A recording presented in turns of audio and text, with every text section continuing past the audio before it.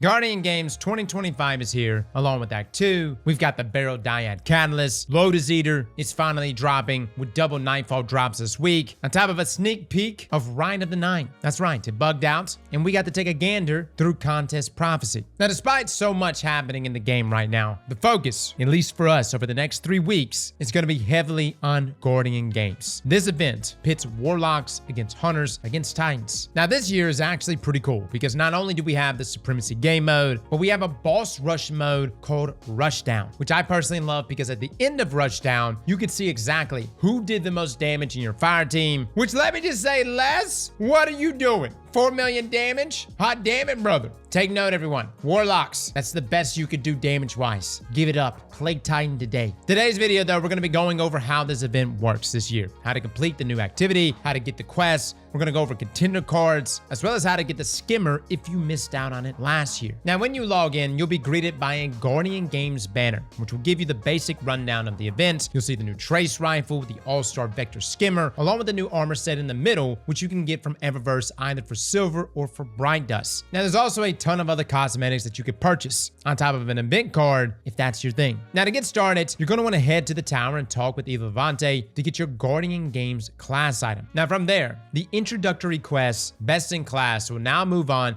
to the next step, which will ask you to complete a Supremacy match or a Guardian Games playlist activity to earn your first medallion. Now, before you go into any one of those activities, you need to make sure you equip the class item, as you're going to need this in order to earn medallions. Now, keep in mind, if you don't want to actually wear the class item, say for instance, if you have an Artifice armor piece as your class item, you can actually use the ornament for a Guardian Games class item instead, and this will count towards that progress and still allow you to earn medallions. Now, for some players, the quest may ask you to purchase a Contender Card after acquiring your class item. So if that's the case, do that. For myself, though, it just told me to equip it and then do an activity, but for one of our editors, it did ask him to purchase a card first. Now, unlike previous years, Guardian Game Nightfalls and focus activities are gone, meaning your main activities are going to be Supremacy, which is our PvP mode, which is one of my favorites because it literally puts you in an entire team of someone in your same class. So for instance, it'll be an entire team of Titans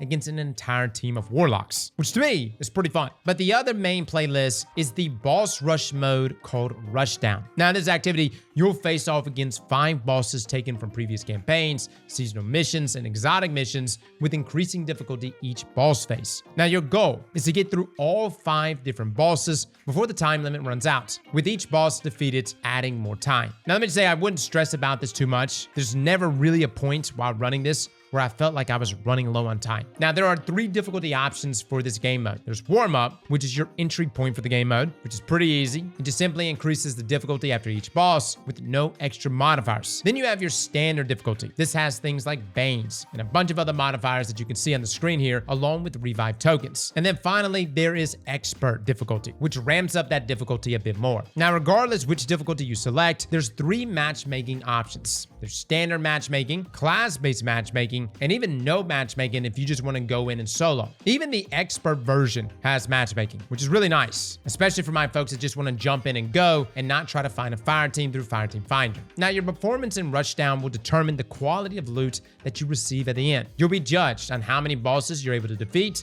and you'll need to defeat at least 3 out of the 5 to guarantee yourself a Guardian Games weapon drop. Now, the other criteria is based on total score, which is increased by completing encounters quickly, earning bonus points for extra time remaining, and also limiting your use of Revive tokens. This will give you a score bonus, which you can actually earn more Revive tokens after each phase is completed. Now, there's 5 scored thresholds that you can reach over the run. There's Bronze, Silver, Gold, Platinum, and Diamond. And of course, reaching higher thresholds in Standard and Expert will improve your chance for additional perks on your weapon. On top of this, high scores in Expert difficulty will give the chance to earn a fully masterworked double trait weapon. Now, let me just say, guys, for this activity, it's very straightforward. There's nothing that challenging mechanically. You do need to have some weapons that put out some good damage, and it's really only the last 2 bosses where things start to get a bit more difficult. But these are all old bosses, some pulled from campaign missions, and honestly, it was a really nice throwback. As far as reaching that diamond threshold score, I literally had teammates dying over and over, and we still easily reached that diamond score. Now, one thing to note is that these bosses do rotate daily, which is great because one of the complaints from some of the people in the chat was that it's the same bosses every single time, which is great though that it changes day to day. Now, with that being said, I can only talk about this from the perspective of day 1. I don't necessarily think that the other days are going to bring anything too challenging, but nonetheless, if there is something that jumps out to us mechanically on these other days, we will probably have a pinned comment down below, or you'll probably catch us in one of our live streams. Now, first up, for day 1, we have Praxis. All you really got to do here is just deal damage to him, and then when he goes immune, you need to look for these shielded generators around the room. You'll destroy those, which will then lower his shield and allow you to continue doing damage. Now, once defeating the boss, a flag will spawn in the middle of the room, which you can interact with to begin the next encounter. Now, doing so will teleport you and your team to now the moon, where you're going to face the Nightmare of Zydron, the Gate Lord.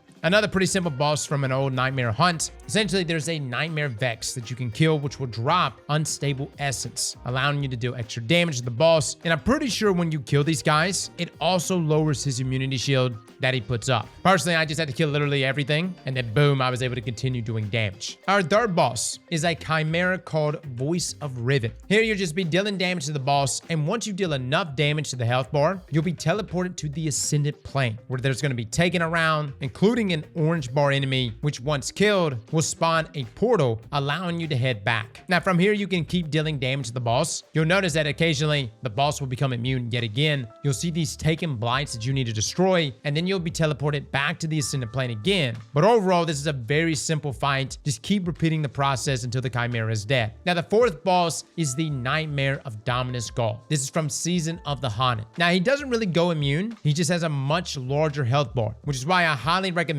defeating those nightmares and picking up those unstable essence. This greatly boosts your damage. Essentially though, guys, you could just sit there and just blow your load and DPS the entire time. Now, the biggest difference between the fourth boss and the fifth boss is that there's no top off for your ammo. It just throws you right in, no ammo bump, so be a little conscious of your ammo consumption. Now, an interesting thing about the Dominus Gaul encounter is that you can actually spawn in those solar sights that you remember from Season of the Haunted, which do pretty good damage. Now, the final boss, at least for day 1, is Savathun from the Witch Queen. Now, to do damage to her, you need to be within her bubble that's surrounding her, and you're gonna need 3 stacks of the Threaded Cutter buff. Otherwise, your damage will be piss poor. Now, when she first spawns in, you'll have a few seconds of this buff to deal damage. Then you'll need to go around the arena and you need to kill 3 wizards called Threadweavers. They'll give you a stack of this buff, and once you reach 3 stacks, you could then deal full damage. Guys, I highly advise doing this because she is pretty thick if you don't lean into these mechanics. And if you'll notice a trend here, is like when you get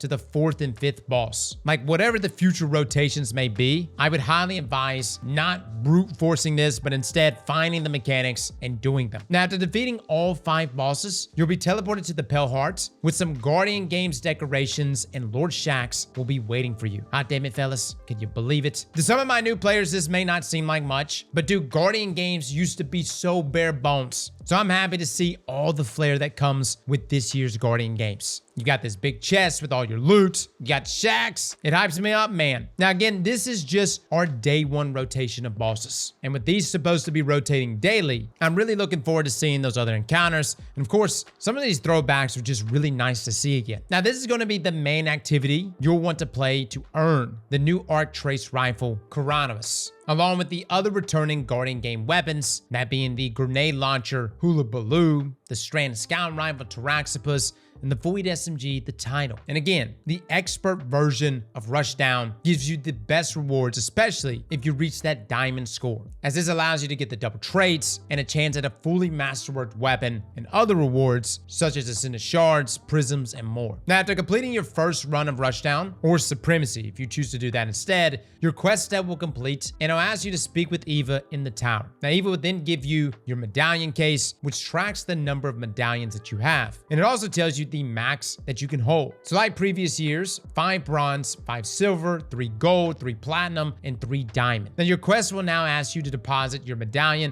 at the Guardian Games podium. Keep in mind, guys, like last year, there's unfortunately a bug where if you turn in your medallions on any class other than Titan, your game will crash. I don't know, man. It's some sort of issue going on. Damn spaghetti code, right? So just make sure you're on your Titan and you turn those medallions in. Now, when you dunk those medallions at the Guardian Games podium, you can now claim your first event challenge in your event card, which will give you the new trace rifle. After this, you'll have to go talk to Zavala, who will give you the shoot to score quests. And then you'll need to go talk to Shax, who will give you the Vying for Supremacy quests. Now, after picking up both of these, you can then return and talk to Eve Levante again, and she will award you the trace rifle, which finishes up the introductory quests for Guardian Games. Now, we're not done though, as we still need to talk about how the rest of the event works and go over the different contender cards, as well as the 2 quests that we just picked up from Lord Shax and Zavala. Essentially, the whole goal of this event is to earn medallions for your class. Now, this is done by completing activities with your class item equipped, as well as completing Eva's Contender and Platinum cards. Additionally, activities with special Guardian Games matchmaking will grant an extra bronze medallion on activity completion. You'll then take your medallions and bank them in the podium at the tower for rewards, and this will contribute towards your class standing. Now, contender cards are essentially bounties, which once completed, allows you to earn different tiers of medallions. We have our basic contender cards for things like Vanguard playlists, Crucible, Gambit, as well as seasonal content, which gives gold medallions. Then there's platinum cards for things like trials, nightfalls, raids, higher difficulty seasonal activities, and lost sectors, which gives platinum medallions. Then finally, there are diamond cards. These are for in-game PvE, and I believe there's going to be one for trials when we approach the weekend. Now, these diamond cards are a bit more difficult. For example, the raid one asks you to complete all encounters within a raid with a full fire team of the same class. Now, you can only complete 2 of these per week, one in PvE and one inside of PvP, as diamond medallions give a lot of progress at the podium for your class. Now, this year, there is no diamond medallion for watching Twitch streams. This was something Bungie did last year, but that's gone. They essentially said hunters and warlocks were cheesing things too much, creating fake accounts, which is why Titans lost last year, which is crazy. Anyways, you'll need to actually earn the diamond medallions this time around. On top of that, you can only hold 1 card per activity type. So for instance, 1 PvE contender or platinum card at a time,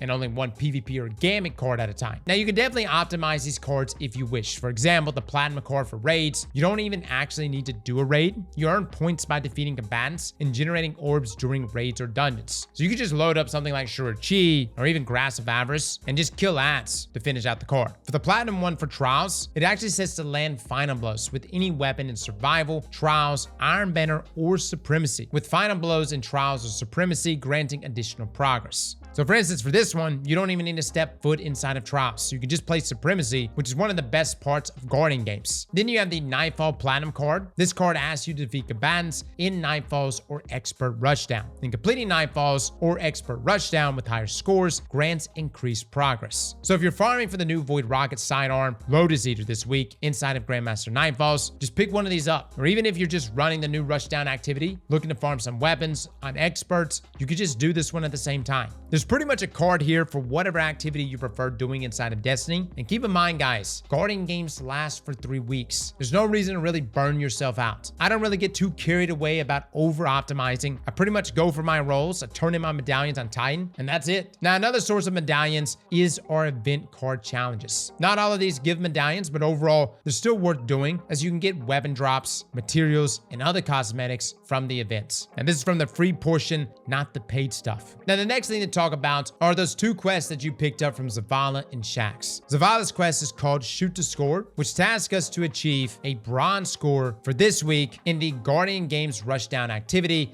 on expert difficulty. Then once you reach the bronze threshold, the bronze scoring torch in the tower will unlock and will allow you to light it for its rewards. Now, there's quest steps for each of these, from bronze through platinum, and depending on how well you do, you can actually skip all the way up to platinum. And once completed, you could just go through and light all of these torches on the right-hand side of the podium. Like literally just one run of Expert Rushdown, and you can get all 4 of these. And this is a great way to give yourself weapons and a ton of other rewards. Now, our other quest from Shax is called Vying for Supremacy. Now, this works the same way, asking us here to achieve score in Supremacy matches, and then once you reach that score threshold, you can now light the torches on the left-hand side of the podium. So essentially the exact same thing here, guys. guys, you'll start off with bronze and then work your way all the way up to platinum. Now, each week, all of these things will reset to 0, meaning next Tuesday and the Tuesday after, we will have the ability to light these torches yet again and get even more loot. Now, the last quest available